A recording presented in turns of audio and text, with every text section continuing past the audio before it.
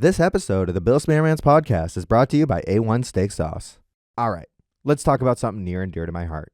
A1 Steak Sauce. You know, there's a reason A1 has been crushing it for over 150 years. It's like the LeBron James of condiments. Versatile, reliable, always comes through in the clutch. You throw it on a steak, and suddenly, it's like your meal got called up to the big leagues. Picture this. It's a Tuesday night. You're grilling at home. Maybe the game's on in the background. You've got a decent steak going. Solid, not spectacular. But then you bring A1 into the equation. And boom. It's like adding Prime Royale into the corner for a Dagger 3. Game changer. That tangy, savory flavor, it's the glue guy of your plate. Works with steak, burgers, chicken. Heck, I've even seen people put it on their eggs. Eggs! That's a heat check, but I respect it.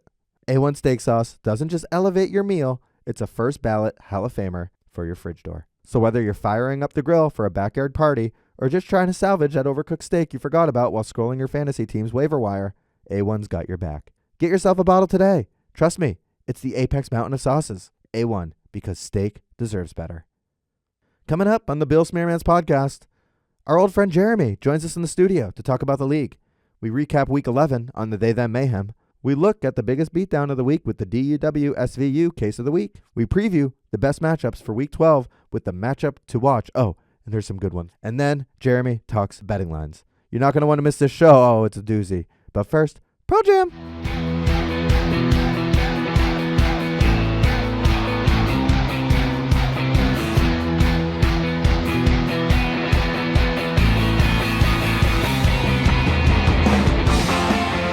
All right, it is 8:30 Wednesday night. Magic Clippers are finishing up on the NBA. Great guest with us today. It's Jeremy, your old friend of the podcast. Thanks for making it today.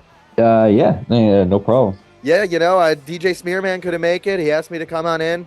I appreciate being met with such hospitality here. Appreciate it, Jeremy. Well, you know, you're sort of sports royalty somehow, so yeah, might as well have you on and see what your thoughts are on this week. Yeah, I've been going through this league with a fine comb and looking at the standings and looking at the matchups, and I couldn't help but notice, but the trade deadline, it came and went, Jeremy, and I'm a little disappointed in the moves the league made this year. It's I know you guys stopped trading draft picks, but come on, what happened here?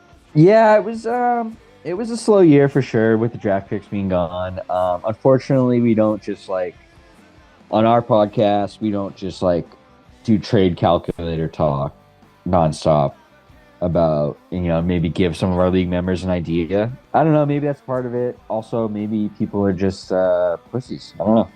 Fair enough. I mean, it's kind of like in that scene in Don't Be a Menace where that guy at the store wanted to trade cheeseburgers with the Wayans brothers for a crack or whatever, but they didn't want to trade with him. And I'm like, hey, I'll have one of those cheeseburgers. They look pretty good. Yeah, but the problem is if you take the cheeseburger, all you're getting is a cheeseburger. But if you deny the cheeseburger, that homeless guy was going to suck your dick. A trade's a trade, Jeremy. I mean, hey, cheeseburger looks pretty good. Yeah, but about getting your dick sucked. Hey, trade's a trade. T-Mac tried to trade me Breece Hall for Devin Akane. I said no, and then Breece Hall had 19 points on Sunday, and he texted me. He's like, you said Breece Hall sucks? And I was like, you're the guy who's trying to trade him. I guess you can call that quite the sliding door moment there, huh? For sure. All right, I'm just following schedule here, so we're just going to jump into the They Them Mayhem.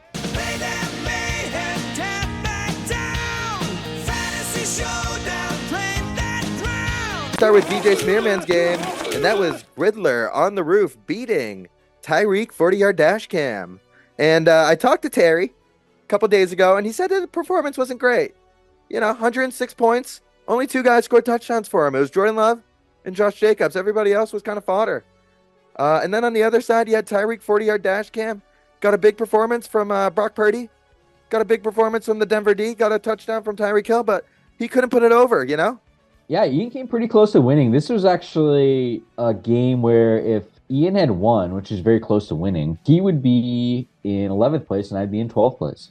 Yeah, it was kind of like that scene from The Sopranos where Sil kills Adriana, Ian thinks he's escaping by running away with a win, but once we see Terry pick him up and put him in the car, we know how it's going to end. It was inevitable. I was thinking that was kind of like a sliding doors moment, honestly. Exactly. I was talking to my son, Ben. I said, hey, that's a sliding doors moment. He said, what's that?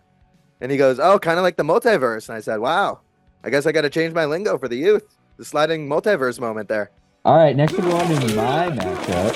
Oh, this is Wilson beating Wilson. Hey, I saw this on the schedule. I thought we could talk about the Tom Hanks Apex moment. 1990s, Hank, those were his LeBron years. He had Philadelphia, Forrest Gump, Apollo 13, and Saving Private Ryan. And then when he got into the 2000s, those were like his savvy veteran years. Castaway, Catch Me If You Can. I'm definitely getting Tim Duncan vibes from this matchup. Tim Duncan vibes, okay. He was great. This was not a great matchup, though. Wilson Benz beating me, Wilson Russell, Jeremy.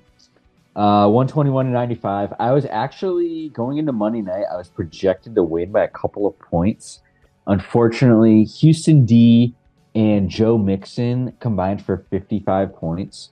I wasn't too confident about that projection going in just because of how bad Dallas has been playing, especially against the run.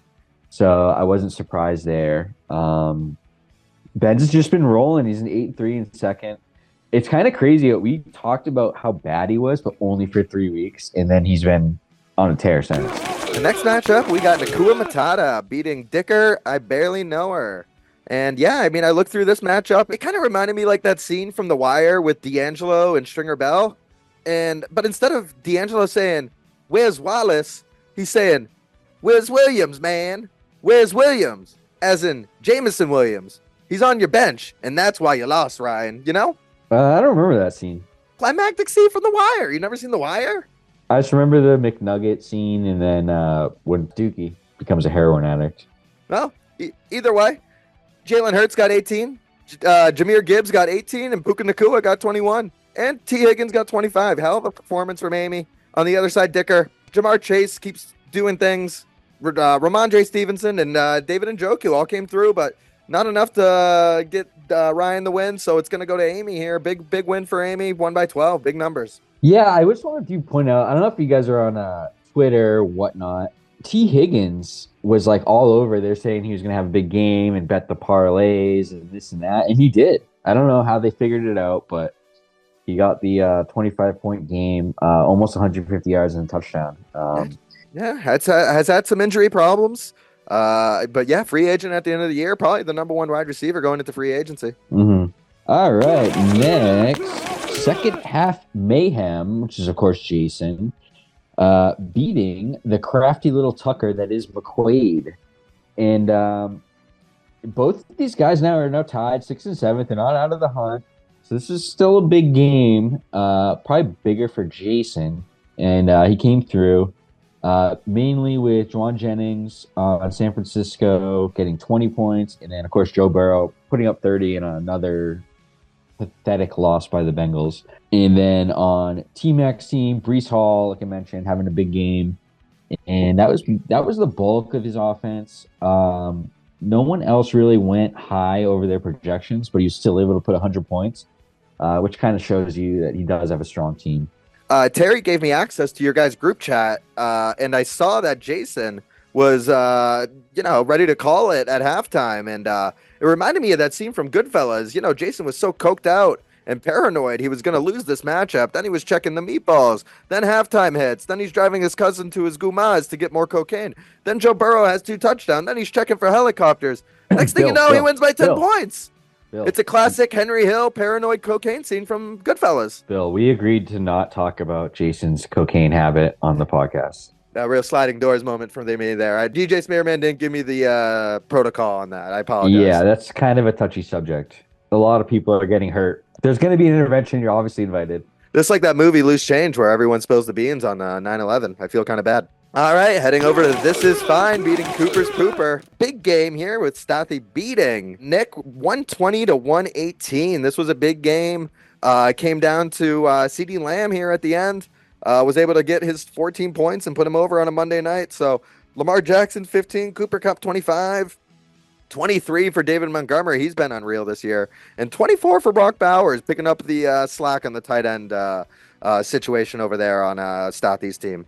And then on the other side, Cooper's Pooper, 33 points from Amon-Ra St. Brown, 18 from Derek Carr, 17 James Cook, and 13 for Brian Robinson Jr. So pretty good performance from Pooper's Cooper. When you see the trajectory these two teams are going, and you can't help but see Rocky, the classic Rocky, that you got the down and out loser, Nicky Balboa, and he's going up against Apollo the Greek. So, he ends up losing the fight, but he went the distance, and everyone did a lot better than he thought he would, only losing by 2 points. All right, that's going to take us over to the DUW SVU case of the week. Not so bad they committed murder. Now I'm a plot in the TV thriller. Case of the week, oh, case of the week. On primes and for all the world to see. And this week, we have McBride of Frankenstein beating More DJ Less Bitching by 61 points, 155-94. Hell of a performance. I mean, we got to start making McBride of Frankenstein a staple in this category. I feel like he's in it almost every other week. He's putting up bid weeks. Here, you got Josh Allen. You got Saquon Barkley. You got Jonnu Smith, 25 points, out of control performance. And then RB1 numbers from Chris Boswell with 24 points. Heck of a performance. And Jeremy, if you want to take a swing at the losing team, we'd love to hear it. Oh, sure. More DJ, less pitching. He's got some good players on his team, but this week couldn't get it done. Most weeks he can't get it done. Yeah, so, he had Justin Herbert in that Sunday night shootout, 25 points. DeAndre Swift in Chicago. I believe he had a big touchdown run, if I remember correctly, but 15 points. And McConkey with 15. But other than that, it's all single-digit bullshit. 93 points isn't, pathetic. So, you can't really, drag him that bad. But, when you're playing against McBride of Frankenstein, you got to bring your A game. Yeah, this game almost ended on Thursday night. Saquon Barkley versus Devonta Smith. A 30-point difference right there. It kind of reminded me of that scene from Shawshank Redemption where Andy Dufresne gets raped by Boggs and the boys. Oh, that's interesting. Because when we put this out, rape is in our mindset. It's just football, We don't like to bring that into the equation. But honestly, I think it kind of reminds me of that scene in Deliverance where the guy gets raped. Yeah, there was definitely something there. Whether it's Boggs and the boys or the country hillbillies, something definitely happened to Evan on this deadly week here, and you hate to see it. And if we're gonna use movie analogies, we should use more with rape. Maybe one from the accused. Maybe I didn't see that, but I did see American History X. I usually watch it a couple times a year. It does remind me of that one scene, not the curb stomping scene, but the other one. Yeah, the rape in the shower scene. Exactly, yes. Gotcha. Yeah, there was definitely something along those lines. Mainly because they're just both guys. Yeah, that could be that. Yeah. Could be that, Jeremy. Absolutely. This is the insight we tune in for. I'm trying to think if there's any other movies this reminds me of. Let me search keywords on imdb.com. Male on male. 2,000 results. All right, well, stay tuned to the Patreon. We'll go through all those movies and all those rape scenes. All right, that's gonna do it for the DUW SVU case of the week. Thank you. All right, let's go over to our matchup to watch. Matchup to watch. The field set to flame. Destined for dominance, the roaring acclaim. And going into week 12, a lot of buys, Jeremy. I got, I think, 6 teams on buys this week. How about that? Oh, wow. That's crazy. I combed through the matchups with a fine comb, and first place matchup between Wilson and Gridler on the Roof. That's the one that stuck out. Both are 8-3. One will escape with a 9-3 record. This is like Apex Leo versus Apex Pitt, Yeah. I think it's still pretty early. All these teams are still going at it for one of the top spots. So it is a matchup to watch for sure because it is going to declare who is in first place and who is the king of the mountain. But a lot of people hiking. That brings us to the rest of the league. The matchup to watch is that, but it was a hard choice because there's a lot of teams jockeying for the top 4 spots here. Some teams' seasons could end this week, or it could be very difficult to climb the rankings with only 3 weeks left of the regular season after this week. So those top 6, top 7 teams, they're all right there. They just got to put it together. They got to climb that apex mountain. And let's not forget about the losers. It's their second year of a loser punishment, last place punishment. Obviously, last place, Terry, he's not here to defend himself, but he put in an absolute dog shit performance. He's basically a bitch all year. It was a laughing soccer league. I'll pass that note to him. But he did follow through and jump into the ocean in January. I remember it was January 6th. He did it for the Patriots. But, one of these guys, and it kind of just goes down to who do you want to see jump in the ocean the most? it's obviously Ian. I want to see that close to freezing water just bead off his hair. Yeah, like you mentioned, all four bottom teams are separated by a game, and we're going to see what happens here. All right, that's the matchup to watch. Jeremy, why don't you tell us about the Geller Bowl here?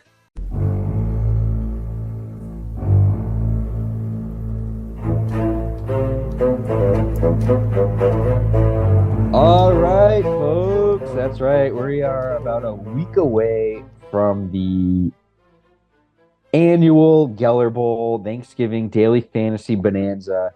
I know at least 4 teams who are looking forward to it because you do get a chance to win back your league dues, which is huge considering how bad some of these teams are, myself included. The Geller Bowl is a daily fantasy game. Typically, in past, we've always done the 3 Thanksgiving games. The buy-in is, as I believe, $25. We will vote on that. It is a winner-take-all. Second place is last place. We'll send the invitation out Tuesday morning for our newcomer Staffy.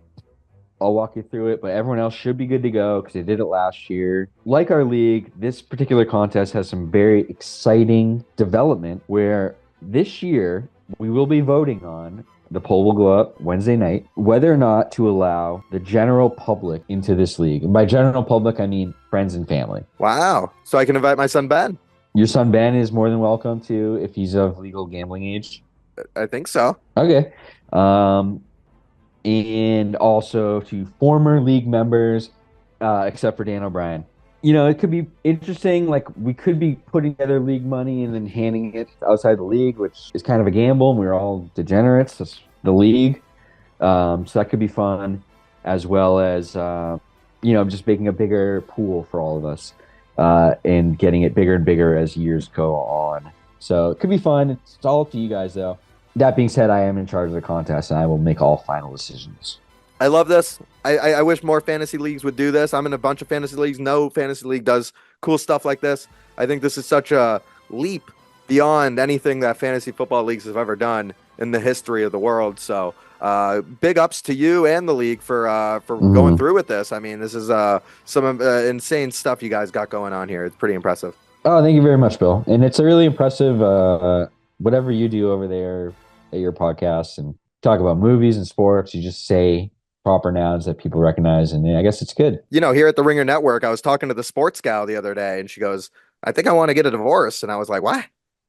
It reminded me of that scene from Kramer vs. Kramer where she was all like, let's get divorced. And I was like, what? Oh, yeah, that's a classic movie scene. All right, that's going to do it for the Geller Bowl. Jeremy, how about you talk to us about gambling? I know a little bit about gambling. I've been going through a bookie for a long time, but now I'm on FanDuel. I'm going to hand over the reins to you, and you're going to talk to us a little bit about what is that you have there? I notice you have a lot of food in front of you. Is that? Oh, yeah, I'm just cooking dinner. Okay. What are we having tonight? Just like a typical like weekday dinner for me. I usually start off with like, a amuse-bouche, maybe some spanakopita, and then I move on to gyro, souvlaki, moussaka, maybe some lucumades, and of course like homemade tzatziki. Make it every day, but it's just like pretty much like my diet. I don't know, just like normal food. Yeah, pretty Mediterranean dish you got there, Jeremy. It's mid? No, Mediterranean. Oh, I don't know what that means. Anyway, back to gambling. This is like the 5th or 6th week I've gone 1-1. So we were plus units, and now I'm just going 1-1, and it's not helping anyone. It's a waste of time. So last Thursday, I took the under in the Washington Philly game, and the line actually moved higher than when I made that bet, but the under still hit. On Sunday, I took the Browns versus the Saints. That line also moved in the opposite direction, and the Saints demolished the Browns. So I'm 1-1, whatever. Let's kick things up a notch. Not to bring up unofficial picks of the league, but Jason was 0-4 with his mythical picks. And just my advice to him, instead of making mythical picks, why don't you make like reality picks and win this league some money?